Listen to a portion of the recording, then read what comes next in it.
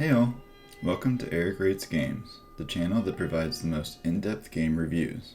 There are a number of timestamps in the video below, so please feel free to jump around. Today we'll be taking a look at The Last of Us Remastered, an updated version of the PS3 title, The Last of Us.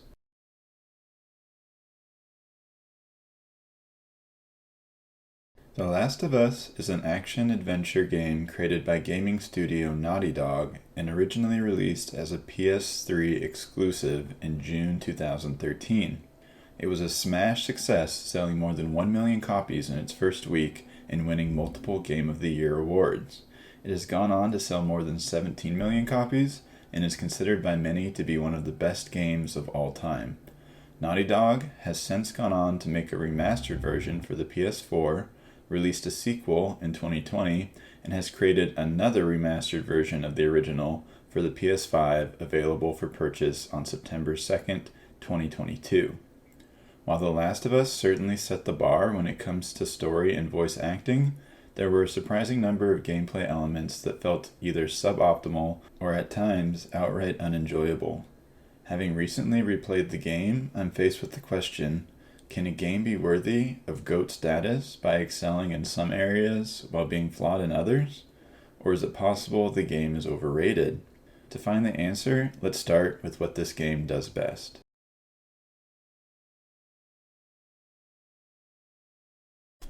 In The Last of Us, you are Joel, a blue-collar single father just trying to make ends meet. The first 15 minutes of the game do an exceptional job of introducing you to the characters, setting the stage for the pandemonium that is set to ensue, and giving you a highly personal view into an event that will shape Joel in a deeply profound way. It's worth reiterating how good the introduction to this game is. It starts with subtle and skillful glimpses into a touching father-daughter relationship, segues seamlessly into a series of ominous foreshadowing, builds into a heart-pounding climax, and closes in a scene that will leave you on the verge of tears. Baby, stay with me. I'm gonna pick you up. I know, baby. I know it hurts. Come on, baby, please. I know, baby. I know. It was masterfully done and shows why the game's story has been met with critical acclaim. Fast forward 20 years, and Joel seems a shell of his former self. He is struggling to make ends meet as a smuggler in a post-apocalyptic world where a small collection of quarantine zones are oppressed under martial law. The only opposition to the military is a fledgling resistance group known as the Fireflies that are fighting to restore the civilian-run governments that existed prior to the pandemic. They have been branded terrorists by the military and are facing extermination. Life outside the walls isn't any better, with droves of infected roaming the plains alongside violent militias that won't hesitate to murder and scavenge those unfortunate enough to cross their path. Joel has partnered with Tess, a gritty, no-nonsense fellow survivor and love interest. They are off to confront Robert, a small-time arms dealer that has screwed them on a weapons deal and made an attempt on Tess's life. The plot thickens as Robert reveals he sold their guns to the Fireflies. Somewhat conveniently, the leader of the Fireflies is skulking behind a nearby wall and confirms that she has their guns and is only willing to return them if the smuggling duo sneak a young girl out of the quarantine zone.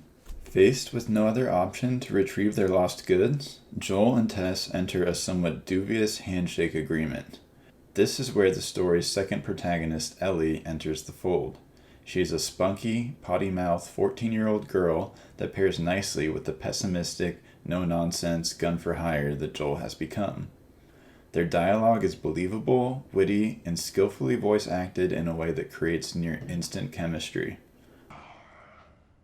What are you doing? Killing time. Well, what am I supposed to do? I am sure you will figure that out. Obstacles abound in a series of events that leave Joel in a life-altering dilemma. Tess ultimately tips the scales, using her, shall we say, assertive personality, to convince Joel to leave his past life behind and seek out a group of independent scientists across the country. While I won't reveal any other plot points or details, the rest of the story centers around this mission. Not surprisingly, the journey is filled with twists and turns, and culminates in what many call one of the best video game endings of all time. And I can't disagree. The character development, plot points, and the final conclusion are all exquisitely done in a way that explores the complexity of human nature and challenges the boring trope of pure good versus pure evil. Joel is no fairy tale prince, at one point admitting to killing innocent people in his past. How you gonna repay me, huh? Repay you? For all those goddamn years I took care of us. Took care. That's what you call it? I got nothing but nightmares from those years. You survived because of me. It wasn't worth it? The loss of his daughter, combined with the world's downward spiral, have left him violent and callous. Ellie is ripe with her own flaws, including impatience and impertinence. Get up. We're leaving. Come on. And if I say no? Do you even realize what your life means? Huh? Running off like that, putting yourself at risk? It's pretty goddamn stupid. Well, I guess we're both disappointed with each other then.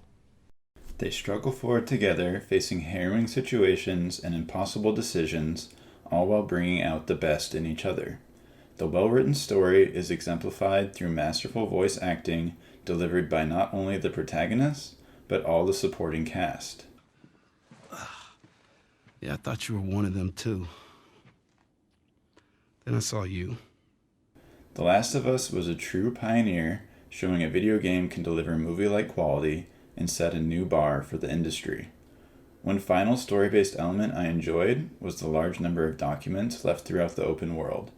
These documents all provide optional little stories and context from other survivors that players can choose to read and add depth to the world. This added touch shows that Naughty Dog is a real champion of writing and narrative.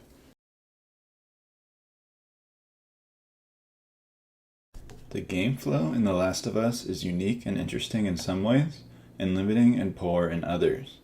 The game interchanges between narrative, exploration, and combat, oftentimes preceded by a shocking number of ledges too tall for one person to scale, but short enough for two people working together to overcome. Teamwork.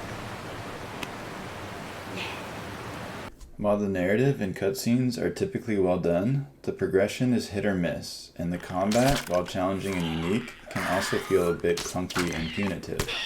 Progression is sometimes intuitive and smooth, and other times outright disastrous. The main catalyst is that there is no map. This includes both menu and mini-maps. This means players aren't shown where they've been or where they need to go.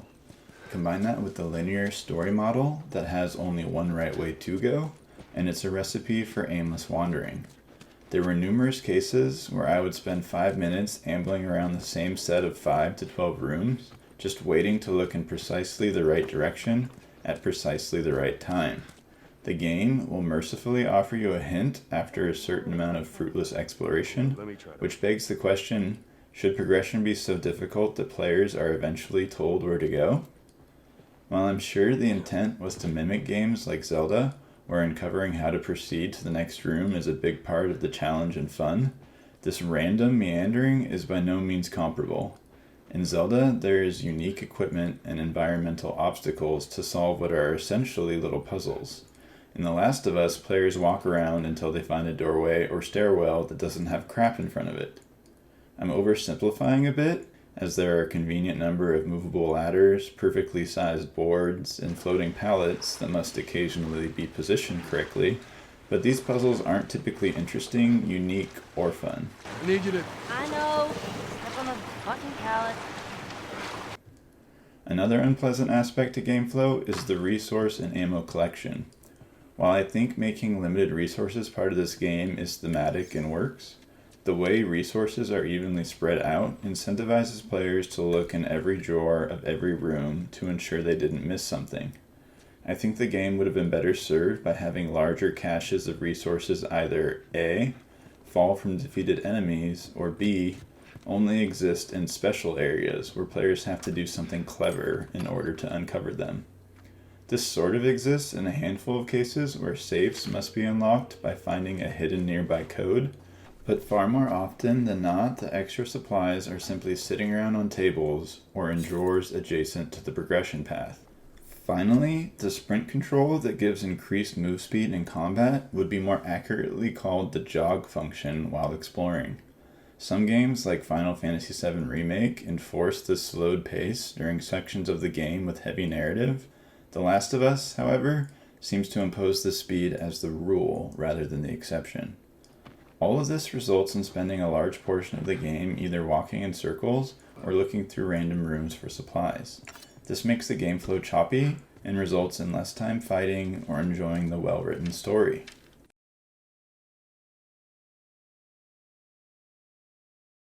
The combat in The Last of Us is interesting conceptually, but hit and miss in practice. The scenes are broken down into encounters, which occur in random areas along the linear progression path. They alternate between groups of human and infected enemies, and at a high level are pretty interesting. I thought the concept at large complemented the story-heavy focus. The encounters are also challenging. The enemies are either tough, numerous, or sometimes both. They all do a lot of damage and will come from different angles. Players are encouraged to use stealth to pick off as many enemies as possible without alerting the larger group. A key tool to doing this successfully is using Joel's Listen mode. This can reveal enemies in the area, particularly if they're making sound by either moving or talking. The flip side to this is ensuring you stay hidden and quiet. Crouching and moving slowly will make it much harder for packs of enemies to notice you. Upon dying, players are returned to the most recent checkpoint within the encounter. I don't mind any of the aforementioned combat concepts, and encounters are a nice change of pace to the story. Before getting into any details of combat, I thought it was interesting how the game incentivized, or more precisely didn't incentivize, fighting. While I can see how stealth and sneaking past enemies is very on brand with the survivalist style and plot, I think most players would agree that facing enemies head on in an epic showdown is more entertaining than painstakingly avoiding them.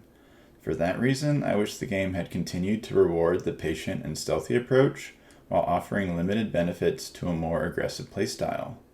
An example of this might look like the game granting more ammo and supplies from slain enemies. Moving into the details, this is where combat begins to unravel. To start, it is difficult to smoothly and effectively control your character. This feels intentionally done, a la the Resident Evil style, where the limited movement adds to the panic of the fear-driven mode of entertainment. And while The Last of Us shares some similarities to Resident Evil, I can't say the combat impairment fits in the same way. Alternating between sprinting and regular motion is choppy. This can be especially frustrating when A, trying to evade the infected clickers and bloaters that will instantly kill Joel upon grabbing him, B, trying to find cover when getting hit from multiple directions, C, running into your own allies who inexplicably have their backs to the enemy, D, gauging the proper distance for hitting an enemy with a melee attack. Apart from movement, there are also a large number of challenges to using the weapons themselves. These include 1. Enemy movement can be quick and erratic. 2. The weapon reticle starts large and only narrows upon uninterrupted focus. 3. Being hit or grabbed staggers Joel and resets the aiming process. 4. Weapons have a default sway effect. 5. Joel takes time between firing rounds even when his gun has ammo. 6. Switching out or reloading weapons takes a long time. Pro tip: due to the long amount of time reloading takes, you'll want to preload, both before entering an encounter and while safely hidden. Another element I found curious was the relative power of the weapons. For example, meleeing an enemy with a bat or lead pipe can typically kill them in either 1 or 2 sequences of hard-to-miss attacks. Melee attacks have the added benefit of only costing durability versus gun ammunition. While Joel can only carry 1 melee weapon at a time, they appear pretty frequently, and it's common to find an alternative prior to the previous item losing durability. Compare this to a pistol that will take 2 to 4 shots to down an ordinary enemy unless delivering a difficult headshot, and you're left asking, aren't guns supposed to be more deadly than bats? Another example of this is the bow. While a little harder to aim, it seems to objectively do more damage. With the bow, the deadly infected clicker enemies can be one shot in the head. In fact, I've never taken more than 2 shots to kill even armored humans when using the bow. This is again confusing, as the absolute minimum number of shots to kill tough enemies with a pistol is 2, and that is only if both of the hits are headshots. Arrows can often be retrieved, further conserving ammo. To recap, pistols, and in certain cases larger guns like shotguns and rifles, seem to do less or equal damage to bats and bows, and have the drawbacks of wasting hard-to-find ammunition and drawing the attention of enemies in the area. When reflected on, it seems like the game really wants to disincentivize the use of guns. I think this is regrettable, as the skill involved in precisely aiming guns is one of the combat challenges I actually enjoyed. More advanced weapons do play a key role in combat. Players start with a pistol before unlocking the rifle, bow, and shotgun. Other weapons continue to be unlocked as the game progresses, but typically fall into the short, medium, or long-range categories. Apart from the strangely powerful melee and bow weapons, I thought the weapon design and variety was nice. Not only did you get a mix of weapons that were effective at various ranges, but certain weapons worked better against certain enemies. For example, the bow is a great option for the dangerous but blind clickers that rely on sound to locate their prey. Another aspect of combat I want to cover are craftable items. These are progressively unlocked throughout the game and include: Number 1, the shiv. This is a knife that can be used to stealth kill enemies faster, stealth kill clickers, open locked doors, and with a proper upgrade save you from being bitten by a clicker. Number 2, the health kit. This item can be channeled over a few seconds to restore health. Note that health will only be restored once fully applied and that no damage can be taken while channeling. Number 3, the Molotov cocktail. An AoE fire attack that can be thrown by Joel and leaves residual fire damage where landing for a time. Number 4, the pipe bomb. An AoE explosive that can be thrown like a grenade or planted defensively like a claymore. Number 5, the melee upgrade. A shiv placed on the end of your weapon that will instantly one-hit kill most enemies. Number 6, the smoke bomb. A bomb that does concussive damage on impact, followed by a cloud of smoke that enemies can't see or shoot through. The items are crafted from 6 unique resources and provide powerful options in difficult combat situations. For example, both the Molotov cocktail and pipe bomb have killed upwards of 3 enemies when well placed, and the smoke bomb is particularly useful in evading a well-positioned sniper. One drawback to items is that they cannot be wielded at the same time as your weapon. This means equipping an item while being charged by an enemy isn't a good idea. Items must be used at both a strategic time and place. Pro tip: don't forget to re-equip your preferred weapon after crafting or selecting an item. Joel can only hold one thing at a time, and the last thing you want when encountering an enemy is to start using a health kit. Reflecting on items, I do wish all the resources had more than one item they could create. For example, sugar can only make smoke bombs, and binding can only make shiv-related items. I also wish the game wasn't so strict with the number of storable items and ammo. It always feels bad to leave a package of bullets behind, only to be completely out of ammo 15 minutes later. The last mechanic I need to cover for combat are throwable bottles and bricks. One of these items can be carried at a time, and they spawn fairly frequently. They are predominantly used to distract enemies to enable stealth kills. They can also be thrown at enemies to stun them, leaving them susceptible to one-hit melees. Lastly, they can be used in place of a more conventional melee weapon in a pinch. To wrap up combat, while I think the overall format and layout was interesting, and I liked certain challenging elements like precision aiming, all of the inefficiencies put together made combat frustrating at times.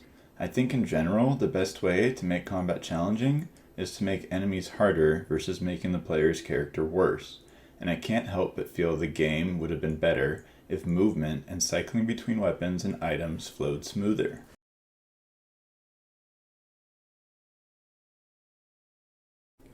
Leveling in The Last of Us comes in a few different forms. First is finding new unlockable weapons and items.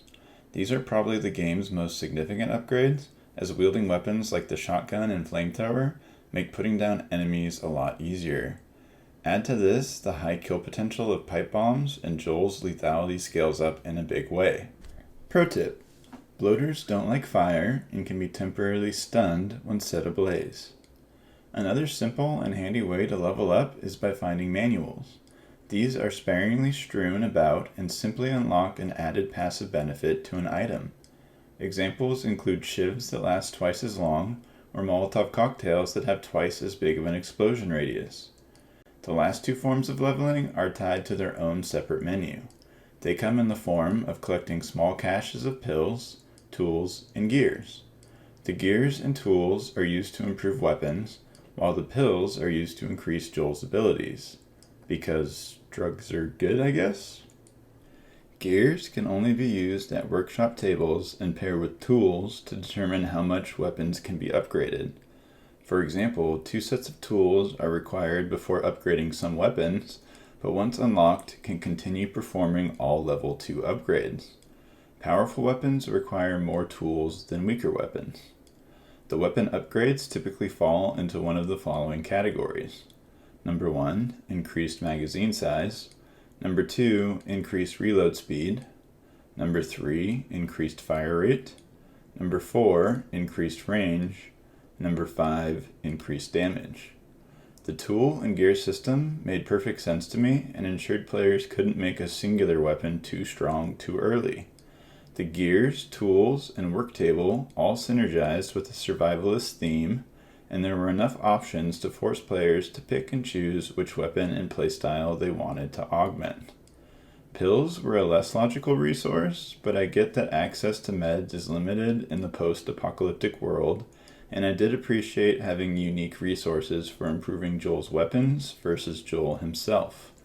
The available max upgrades for Joel included A. Max health, B. Reduced weapon sway, C. Improved detection of enemies, D. Lowering the time to perform actions like healing or crafting, and E. Gaining an ability to use a shiv to fend off one-hit clicker kills. These upgrades were fairly logical as well. I opted for health and weapon sway, though the improved enemy detection might have been a better value, and some understandably want the shiv upgrade ASAP. I'd personally recommend speeding up the healing before crafting, as you'll typically do your crafting pre-battle.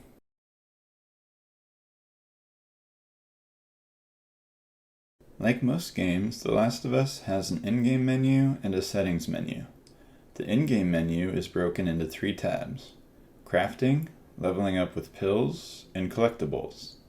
These menus are clear and concise with large print and still leave a portion of the screen open to assess incoming danger.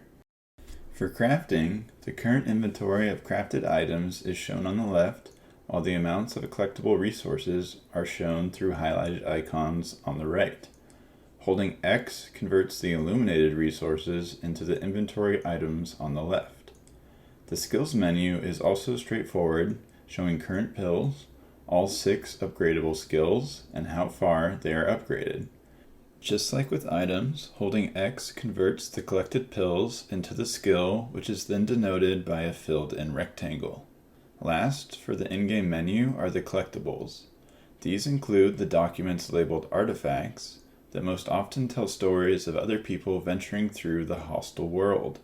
As mentioned before, this commitment to world building and storytelling was pretty unique to this game, and I like that players can access those stories at any time.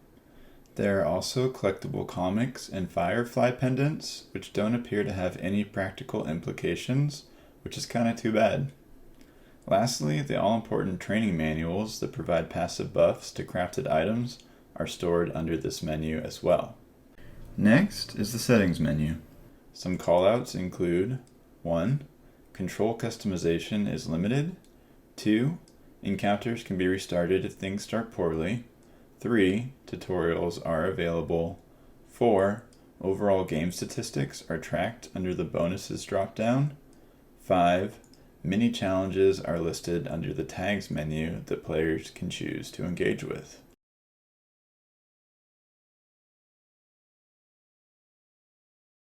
Like most games, the left joystick dictates movement while the right joystick regulates vision. L3 is reserved for triggering a hint when stuck in an area, while R3 toggles on and off your flashlight. The touchpad opens the in-game menu while the options button opens the settings menu. For the D-pad, up and down D-pad cycle through items, while left and right D-pad cycle through weapons. R2 reloads when not aiming and fires the equipped weapon when aiming with L2. Holding down L1 makes Joel run, while holding down R1 activates listening mode. For buttons, triangle is used to interact with things that Joel uses his hands for.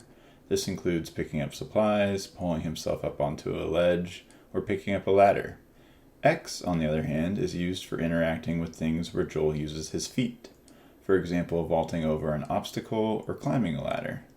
X can also be used when aiming a scoped weapon to toggle the scope on or off. Circle is used to alternate between crouching and standing, and square is reserved for melee attacks. Pro tip: holding L1 while crouched causes Joel to stand, and holding R1 while standing makes Joel crouch, thus bypassing the need to hit circle if preferred. The controls in The Last of Us are honestly a bit absurd. They remind me of how QWERTY keyboards were intentionally designed to stop people from jamming typewriters. There are numerous controls that don't make sense to me. For starters, why isn't sprint activated by L3, the joystick already set to control your movement? Instead, L3 is reserved for the hardly ever used hint function. Similarly, why isn't crouch bound to R3, the joystick tied to seeking out enemies? Making players move their thumbs from the right joystick to a button for a function that is 10 times more important than toggling on and off a flashlight doesn't make sense. Next, why is reload and fire the same button? Most games avoid this to allow hip firing. In the real world, people could fire guns without looking down the sights. Why can't I do that in this game? It's not even like all the other buttons are doing important jobs. It is super strange to me that there is more than one button binded to interacting with terrain. The only time this ever makes even the smallest bit of sense is when you are placing a ladder somewhere with triangle and then climb up it with X. However, this could have easily been avoided by requiring holding down triangle to pick up the ladder and leaving regular triangle to climb it. Binding all the interactions to X would have left triangle as a viable and sensible reload option. Lastly, having all the items and weapons only selectable via the D-pad versus having a singular button cycle through them or having a menu to select them from was strange. I think the game wanted to avoid letting players pause the game by having the weapons selectable from a menu, which I get, but it is one more example of how the controls differ from the norm. The extra time for taking a pistol out of a bag versus just tucking it into my pants is another oddity. The simple answer to all of these could be that they were designed to be intentionally inefficient. If that's the case, I'll simply refer to my previous opinion that I'd rather fight harder enemies than have a weaker character.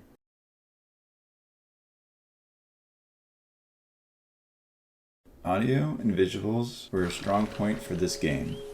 The remastered game I'm playing is 8 years old and still looks great. The audio has all the basic staples of thematic music for different scenes, the weapons sound distinct and accurate, and the various grunts and cries all sound good.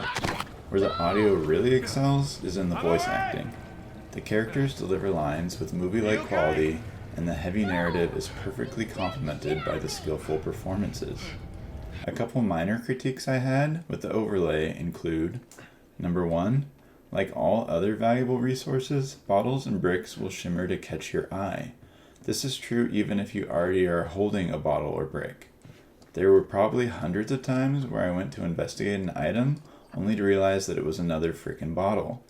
I wish the game would only highlight bottles and bricks when you aren't already equipped with one. Number 2, the total ammunition is displayed as a number that includes the highlighted bullet icons. Every other game I played has the illuminated bullet rounds counted separately from the number listed above the gun. For example, a revolver with 6 highlighted bullet rounds and the number 7 above it would represent 13 bullets, not 7. I was at least halfway through the game before my brain adjusted to this unusual approach. Apart from those minor issues, the visuals to the game are spectacular. An interesting tidbit is that many of the scenes, particularly those set in cities, actually show real-world places and architecture, going so far as to match certain signs down to the letter. The skillful animation combined with the commitment to detail takes immersion to the next level and is a supporting feature that makes the overall story such a masterpiece.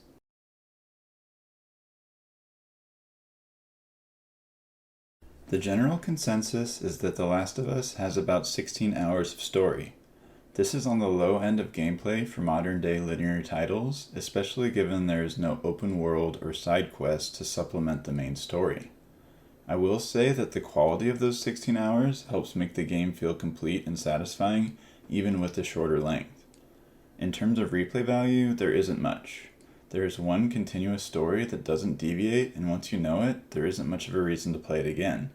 The game does offer a new Game Plus option, where you keep the skills and weapon upgrades you unlocked from the previous game, but like most new Game Pluses, there isn't anything different story-wise.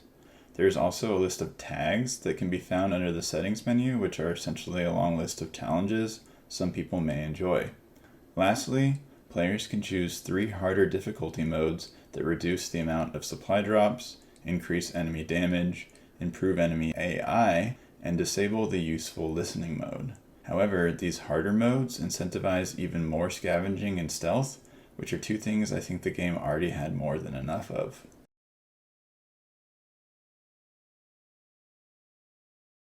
While there is no co-op in The Last of Us, there is a multiplayer mode that certain people seem to like. The main mode is a 4-on-4 deathmatch, with a version where you respawn and a version that you don't. Personally, I don't see a ton of value in the multiplayer modes, as combat wasn't this game's best feature. To me, playing a 4-on-4 deathmatch in The Last of Us is like ordering chicken at a steakhouse, and begs the question, why aren't I playing Call of Duty instead? For those that like this mode, the more power to you, and good on Naughty Dog for giving players another way to continue enjoying the game, but I would only recommend purchasing this game if the story mode is your main focus.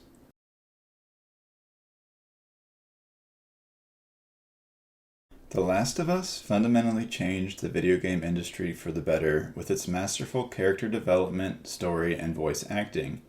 Add to that a unique system of integrated and challenging combat and visuals that hold up nearly a decade later, and it's easy to see why many consider this a candidate for best game of all time.